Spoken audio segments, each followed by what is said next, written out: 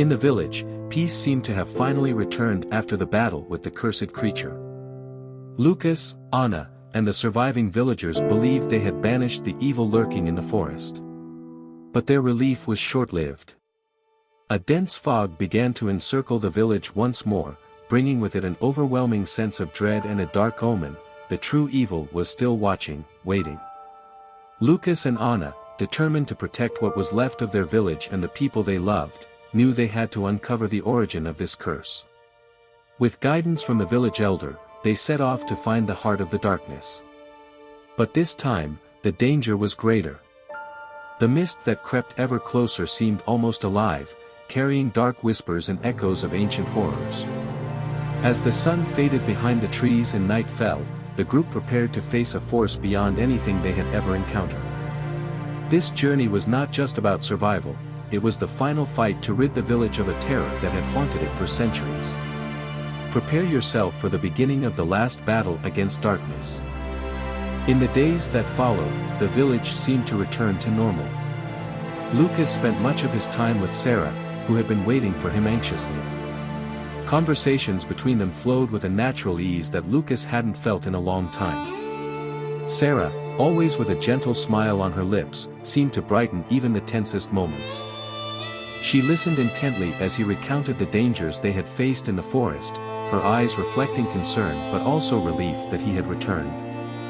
They walked together through the village, talking about what the future held, about the dangers they still faced, but also about the little things in life that Lucas felt he had forgotten in the midst of so much chaos. One morning, the day seemed perfect. The sun shone in the sky, and a light breeze rustled the leaves of the trees around the village. Lucas and Sara sat near her cabin, laughing at a story she had told. The closeness between them grew with each passing day, and Lucas felt something different, something he hadn't experienced in a long time. He looked at Sara and, for a moment, got lost in the sparkle of her eyes. "Are you okay?" she asked, noticing his distant look. "Yes, it's just. I don't think I've ever felt this way before," he replied, with a slight smile. Sara smiled back, but before she could say anything, something strange began to happen. A dense fog slowly began to form around the village. At first, it was just a thin white veil, something common on some mornings, but soon it became clear that this fog was not normal. It grew thicker and thicker until no one could see more than a meter ahead. "Sara, get inside the cabin," Lucas said, his voice growing tense. He quickly stood up, his eyes scanning the village as panic began to spread. People were coming out of their homes, looking around, trying to understand what was happening. Anna came running toward Lucas. "This isn't natural," she said, panting. "The fog, it's connected to the curse." Lucas looked around, his heart racing. "We need to find the elder. He must know what to do." The fog seemed to have a life of its own, moving and closing in around the village like an impenetrable wall. The sounds of the village began to be muffled, and Lucas could feel a dark presence lurking in the shadows. Inside the fog, strange sounds began to echo, as if something was moving rapidly between the trees and houses. The villagers ran in all directions, trying to protect themselves, but without knowing where to go. Lucas and Anna, together, made their way to the elder's house. When they found him, he was already standing at the door, his somber eyes fixed on the fog. "It's happening," he said, his voice grave. "The curse is awakening something that should never have been disturbed. What can we do?" Anna asked, her voice full of urgency. The elder closed his eyes for a moment, as if searching for an answer within himself. "The fog is just the beginning. Something is moving in the shadows, something that was awakened by the activation of the seal in the forest." Lucas felt a chill run down his spine. "The creatures," he muttered. "Are they coming?" The elder remained silent for a moment, his expression grave. "No, Lucas," he said, in a low voice. "It's not the creatures, it's something much worse. The fog is a sign that the true evil is awakening. What you faced before was just the guardian. Now, the curse itself, in its purest form, is approaching. Lucas shuddered. What does that mean? He asked, unable to hide his fear. It means time is running out, the elder replied. The fog isn't just a barrier. It's a warning. When it closes completely, no one will be able to leave the village. And those taken by it, will not return. Anna tensed at hearing this, her eyes widening. So what can we do? How can we stop this? The elder looked at her with an expression of regret. You must find the heart of the curse. Something hidden deep in the forest, something that keeps the curse's power alive. You'll have to destroy it if you want to save the village. Lucas stepped forward, determined. We'll do it. But we need more information. What exactly are we facing? The elder took a deep breath. The true curse takes the form of an entity, a woman, or rather, what's left of her. She's the personification of the evil that corrupted these lands long ago. A tall, thin figure with long, clawed fingers. She hides in the fog, only appearing when the white shroud becomes impenetrable. Anna, though afraid, seemed determined. And how do we find her? Where do we start looking? You'll have to follow the fog, the elder said. It will lead you to the heart of the curse. But remember, the creature is waiting. It will try to stop you, take more villagers. And if it succeeds, there will be nothing left but shadows and screams in this land. Lucas looked at Anna, then at Sara, who had remained silent throughout the conversation. I'll go, he said firmly. But I can't do this alone. Anna, you know the symbols. We'll need you. Anna nodded, though her eyes showed the fear she was trying to control. I'll go with you, Lucas. Sara approached, her eyes filled with worry. Don't let that thing take you too, Lucas. He held her hand for a moment, feeling the weight of the decision. I'll come back, he promised. And we'll end this, once and for all. Night fell quickly, and the fog continued to close around the village, growing thicker by the minute. Lucas, Anna, and a small group of villagers armed with knives and torches began to prepare for the journey. The tension was palpable, but the determination in Lucas and Anna's eyes kept the group together. The elder gave his final instructions. Remember, when the fog is at its thickest, that's when she will appear. But you have an advantage. The light can still keep her at bay for a while. Use it to your advantage. Lucas nodded, gripping his torch tightly. We're ready. With a final nod, the group plunged into the fog, the dark forest ahead of them. As the group advanced through the dense fog, the village quickly disappeared from view, leaving them completely immersed in the cold and oppressive silence of the forest. The torches barely lit the path ahead, and the feeling of being watched was nearly suffocating. The air was heavy, as if each breath was a monumental effort. Lucas led the group cautiously, his eyes always alert to their surroundings. Anna, just behind him, clutched the parchment she had brought with her, while the villagers walked silently, trying not to show their growing fear. Everything around them seemed inert, as if the forest were frozen in a state of waiting. Something's wrong, Anna whispered, her voice barely audible. The fog is thicker than it should be. I know, Lucas replied, gripping his makeshift blade. We're being drawn to something. The question is, what? Suddenly, a hissing sound cut through the fog, as if something was moving quickly between the trees. Everyone stopped, hearts pounding. The sound was followed by a low, guttural growl. She was near. The entity was close. Stay together. Lucas ordered, raising his torch to cast more light around them. Don't split up, no matter what happens. Anna opened the parchment, her eyes frantically scanning the ancient words. These symbols, they can help us, but I need time to decipher them properly. Time is something we don't have, one of the villagers said, his voice trembling with fear. She's close, I can feel it. The growling grew louder, and a tall, slender shadow took shape in the fog, moving toward the group. The creature was there, stalking them, its glowing eyes cutting through the darkness, and the tension in the air was unbearable. Lucas. Anna murmured, trying to stay calm as she struggled to find the right sequence on the parchment. The skeletal figure of the entity, draped in her black cloak, appeared in the dim light, her long, clawed fingers glinting in the faint glow of the torches. The creature's face, partially hidden by the hood, revealed an expression of pure malevolence. She moved with unnatural grace, as if she were part of the fog itself. "Now, Anna!" Lucas shouted, bracing himself to confront the creature. But the entity didn't rush to attack. She watched them, her gaze betraying patience and amusement. It was as if she was toying with her prey, drawing out the terror before delivering the final blow. "Focus, Anna," Lucas urged, struggling to keep the creature at bay with the torch, whose light seemed to weaken as the entity approached. Anna muttered the ancient words, but her voice faltered with each syllable. The pressure was suffocating, and time seemed to slip through the group's fingers. Then, without warning, the creature lunged. Her movements were swift and precise, and one of the villagers, overcome with terror, tried to flee, but in an instant, the entity seized him, and he vanished into the fog, his screams silenced as quickly as they had begun. Shock gripped the group.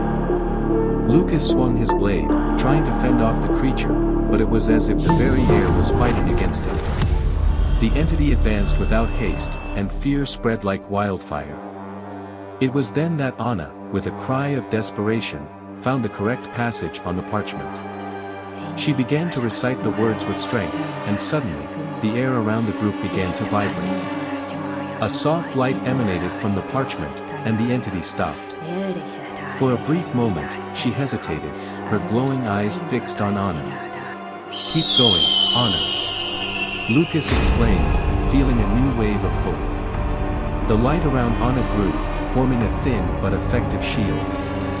The entity stepped back, her long, deformed fingers reaching for the group but being repelled by the light. The creature let out a sharp scream, a sound that reverberated through the trees and the fog. The entity retreated once more, but her presence was still oppressive. It was clear that this wouldn't be enough to stop her completely. The curse was still active, and they needed to find the heart of the evil. "She's retreating, but not for long," Lucas said, glancing around. "We need to keep moving. Where is the center of this curse?" Anna looked at the parchment, still trembling but determined. "I think the heart of the curse is deeper in the forest. We need to follow the fog. It will lead us there." The group, shaken by the loss of the villager and the terrifying presence of the entity, pressed on. Every step through the fog was uncertain, and the fear that the creature could return at any moment was overwhelming. After hours of wandering, the fog began to change. It seemed denser, almost solid, as the air grew heavier.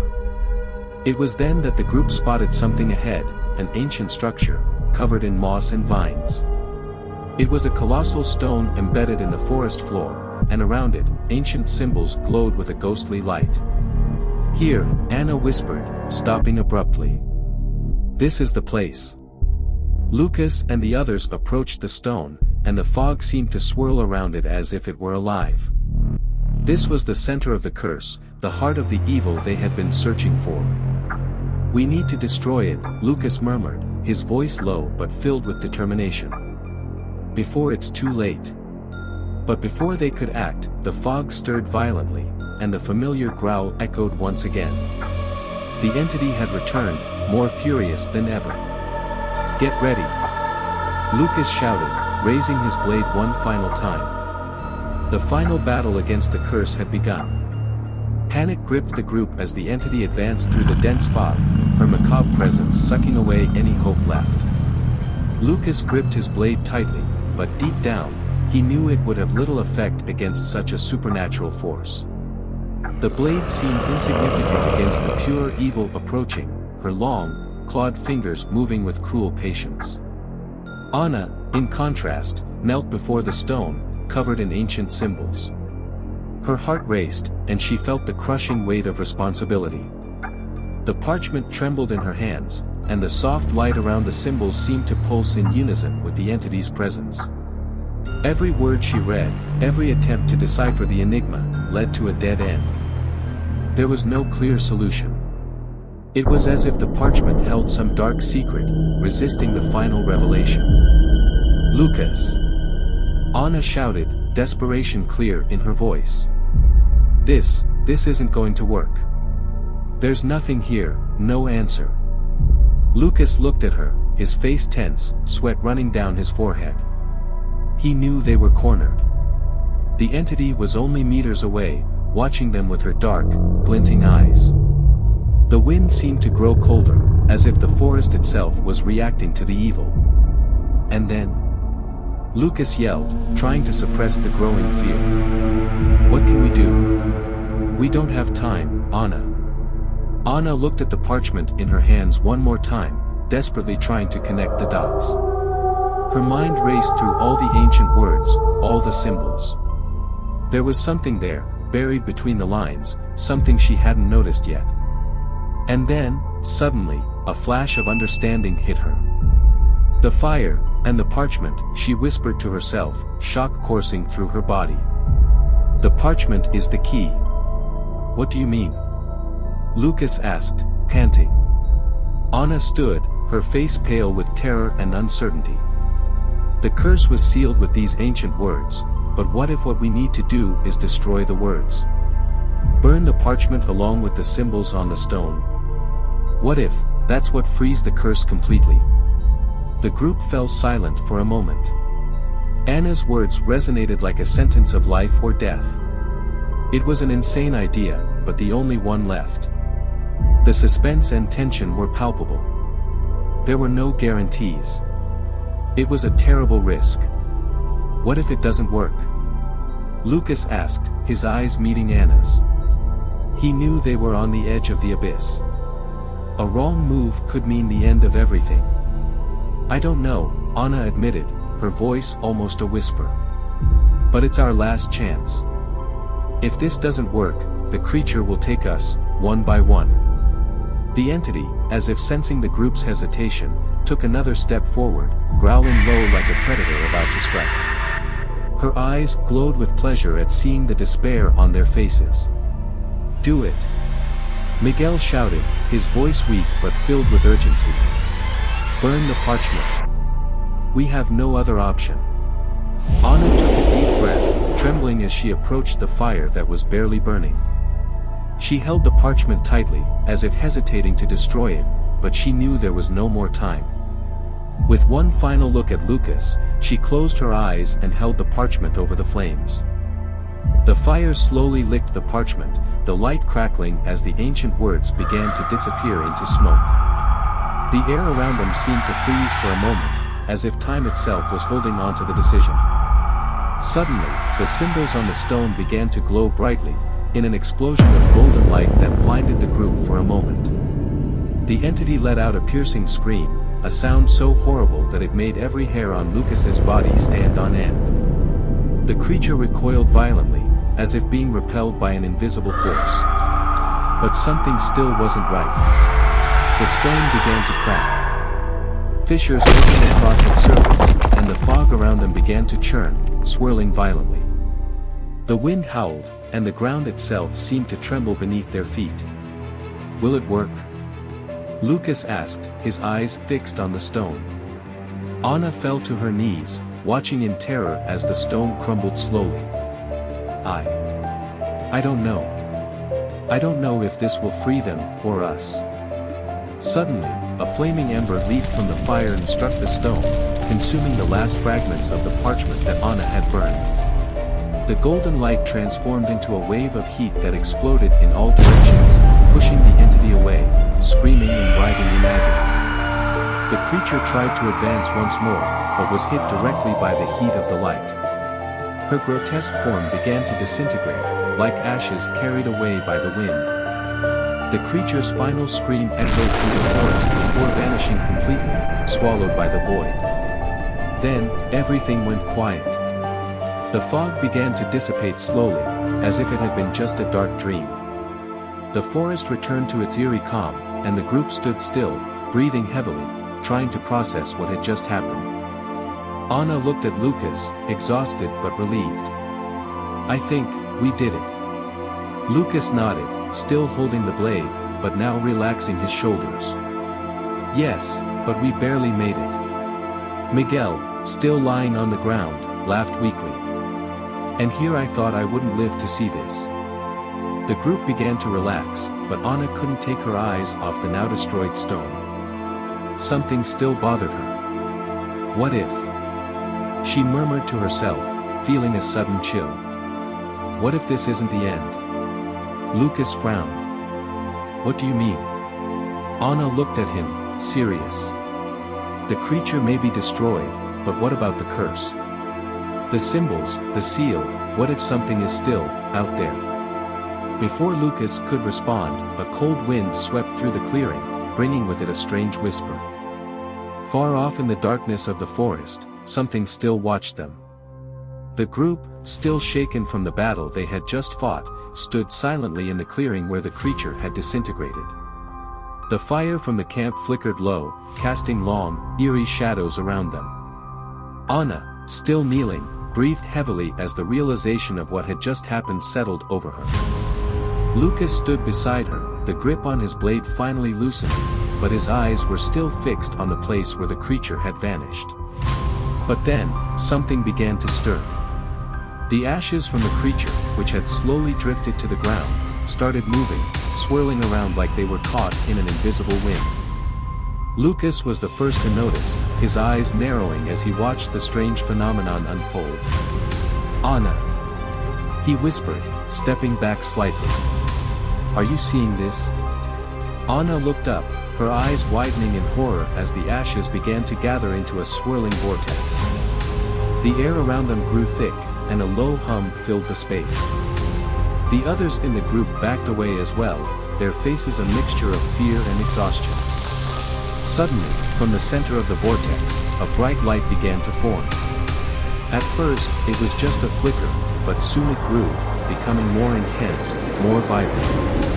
Before anyone could react, the ashes ignited into a brilliant flame, forming the shape of a massive, fiery bird.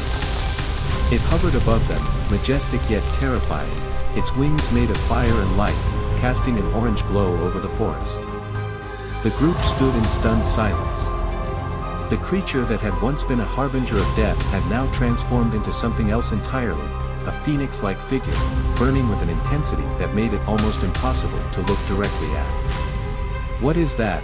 one of the villagers whispered, his voice trembling. "I don't know," Lucas replied, his voice low and cautious, "but it's not attacking us." Anna stepped forward, her eyes locked on the fiery bird as it floated just above them. Its flames didn't seem to burn the air or the ground, and though its presence was overwhelming, there was something almost peaceful about it now. "It's like a guardian," Anna whispered. "Or maybe a sign, something has changed." The bird gave a powerful flap of its wings, sending a wave of heat and energy over the group. For a moment, it looked down at them with glowing eyes, as if it were acknowledging their victory, or perhaps warning them of something more. Then, without a sound, it shot up into the sky, leaving behind a trail of embers and light.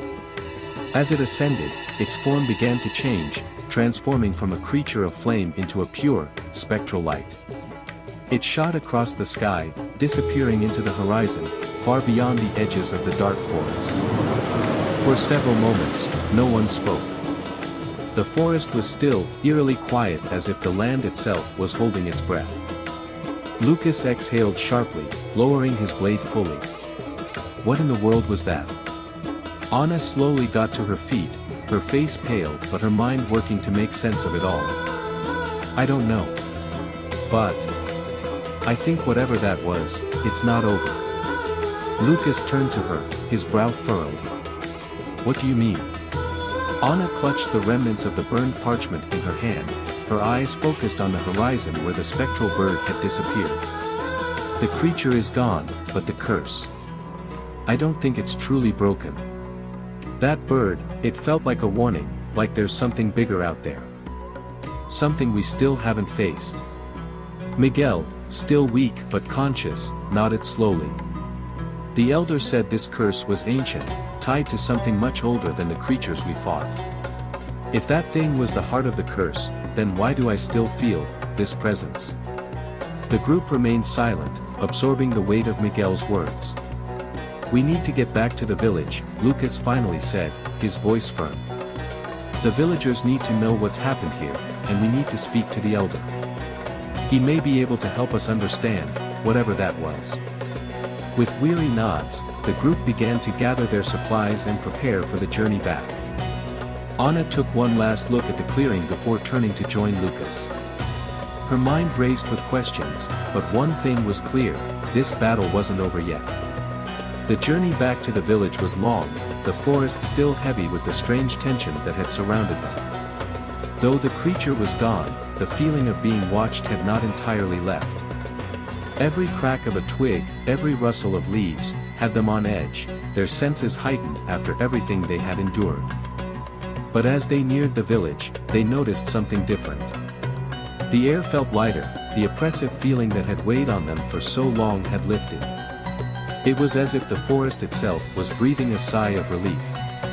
The fog, which had clung to the trees and paths, was now completely gone, and the way ahead was clear. As they entered the village, they were greeted by the soft glow of torches and the sound of villagers going about their routines. Life had returned to normal, or at least, it seemed that way.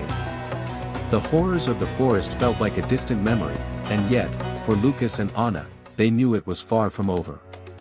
Sara was the first to see Lucas. Her heart leapt with relief as she spotted him among the group. Without hesitation, she ran toward him, her feet carrying her quickly across the village square. When she reached him, she threw her arms around him, holding him tightly as if she might never let go. "Thank God you're alive," she whispered, tears of relief streaming down her face. She kissed him deeply, ignoring the exhaustion and dirt that clung to him after the long journey. Lucas held her just as tightly, his heart finally easing in her embrace. He had made it back to her, and that was all that mattered in this moment. "We made it," he whispered, his voice filled with emotion. The next few days passed in relative peace. The village resumed its normal rhythm, and the survivors of the forest ordeal tried to put the nightmare behind them. Lucas, Anna, Miguel, and the others were treated for their wounds, and the elder visited them, his expression one of quiet contemplation as they recounted the events in the forest. But even as the days passed, there was an unspoken tension that lingered among them. Lucas couldn't shake the feeling that something darker was still waiting for them, and Anna, though grateful for their survival, remained uneasy about the bird of fire they had seen. There was more to the curse, more that they didn't yet understand. One morning, as the sun bathed the village in a gentle light and a cool breeze rustled the leaves, Sara awoke to find Lucas missing from their bed. Her heart jumped with worry, but as she stepped outside the cabin, she saw him sitting by the river, a fishing rod in hand, his figure peaceful against the tranquil scene. Relieved, she walked toward him, a soft smile playing on her lips. As she approached, she called out to him softly, her voice filled with love. "Lucas. I have something to tell you." Lucas glanced back at her, his expression calm but curious. He could see the sparkle in her eyes, the emotion that brimmed just beneath the surface. "What is it?" he asked, setting the fishing rod down. Sara stepped closer, her heart pounding as she uttered the words that would change everything. "I'm pregnant, my love." For a moment, Lucas was speechless. The world seemed to stop as her words sank in. Slowly, he stood up, his eyes searching hers for confirmation. You're sure?" he asked, his voice barely a whisper. Sara nodded, tears of joy welling in her eyes. "Yes. We're going to have a child." Lucas pulled her into his arms, holding her close as a flood of emotions washed over him. He kissed her softly, his heart full of both joy and fear. The joy of starting a new life together, but the fear of the dangers that still surrounded them. He couldn't help but think of the dark forces they had yet to defeat. As he held her, a new resolve began to take shape in his mind. They couldn't stay on the island. Not with the curse still looming, not with the shadows that lurked in the forest. He had to protect Sara and their child. They had to leave, to find a safer place to start their family. "We need to leave this place," Lucas whispered, his voice trembling slightly.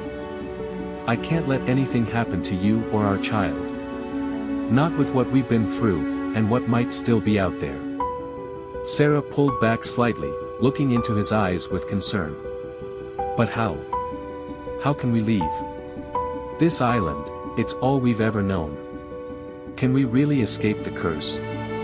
Lucas didn't have all the answers, but he knew one thing for certain: they had to try. "I don't know," he admitted. "But we have to find a way. I won't let the evil of this island take you or our child. We'll find a way, Sara. We have to." Sara nodded, though uncertainty clouded her eyes. "We'll face it together, Lucas. Whatever comes." Just as Lucas was about to speak again, a distant sound interrupted their moment. The wind picked up suddenly, and the peaceful morning air turned ominous. The trees swayed erratically, and the familiar weight of the curse seemed to settle over the village once more.